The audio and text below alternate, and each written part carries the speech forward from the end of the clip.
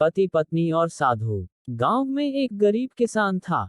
घर में उसकी पत्नी और वो दो ही लोग थे। उनके दिन गरीबी में गुजर रहे थे। किसान के पास कुल जमा एक गाय और 2 बोरी अनाज ही था। पति पत्नी दोनों ही दिन रात अपने भाग्य को कोसते रहते, भगवान से शिकायत करते कि उन्हें इतना गरीब क्यों बनाया। इसी तरह से दोनों के दिन गुजर रहे थे। एक दिन गांव में एक साधु आया। वो गांव भर में भिक्षा मांगता हुआ उस किसान के घर भी पहुंचा। जैसे ही साधु ने किसान के घर आवाज लगाई, उसकी पत्नी और उसने अपने भाग्य को कोसना शुरू कर दिया। तुम्हें हम क्या दान दें महाराज, हमारा तो खुद का जीवन भिखारियों सा ही गुजर रहा है। ना कपड़े हैं धन के, ना घर में अनाज है। भगवान हमारे साथ इतना अन्याय कर रहा है जबकि हमने तो किसी का कुछ बिगाड़ा भी नहीं है। साधु उनकी समस्या समझ गया। उसने कहा, देवी, भाग्य भगवान नहीं बनाता, हमारे कर्म ही भाग्य बनाते हैं। भगवान तो केवल कर्मों का फल दे रहा है। किसान और उसकी पत्नी ने फिर जवाब दिया, बाबा, हमने ऐसे कौन से पाप किए हैं जो ऐसा जीवन भुगत रहे हैं। हमने तो कभी कोई पाप किए ही नहीं, लेकिन कभी भी घर में एक गाय और 2 बोरी अनाज से ज्यादा कुछ रहता ही नहीं।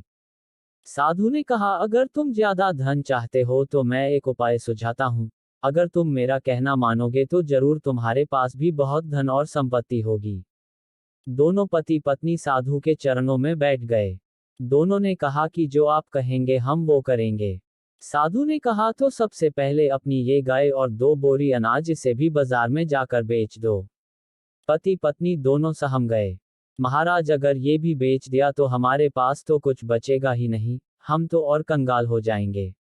दोनों ने जवाब दिया। साधु ने समझाया, मैं जो कह रहा हूँ वैसा करो, अगर नुकसान हुआ तो भरपाई मैं कर दूंगा। मैं तुम्हें फिर से एक गाय और 2 बोरी अनाज ला दूंगा।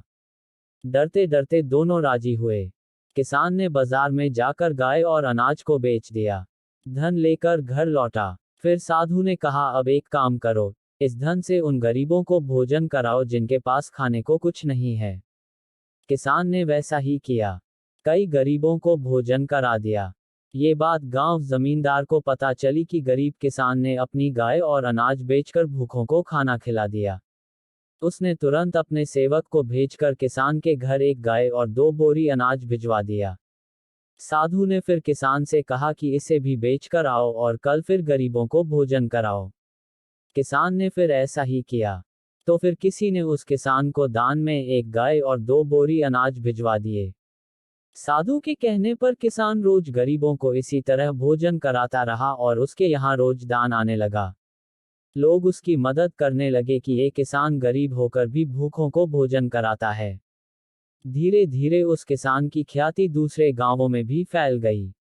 धीरे धीरे दान आने का दायरा बढ़ता गया। बहुत दिन गुजर गए। किसान गरीब से संपन्न हो गया। उसने एक दिन साधु से पूछा कि अचानक मेरे भाग्य में इतना अनाज और धन कैसे आ गया। साधु ने उसे समझाया कि तू इस धन से दूसरों को भोजन करा रहा है, ये उन्हीं के भाग्य का धन है जो भगवान तुझे दे रहे हैं। कहानी का सार, हमेशा अपनी असफलताओं और दुर्भाग्य के लिए भाग्य या भगवान को कोसना ठीक नहीं है। अपने कर्म बदल कर देख लें। संभव है कि हमारे कर्म ही ऐसे ना हो कि भाग्य उसमें साथ दे।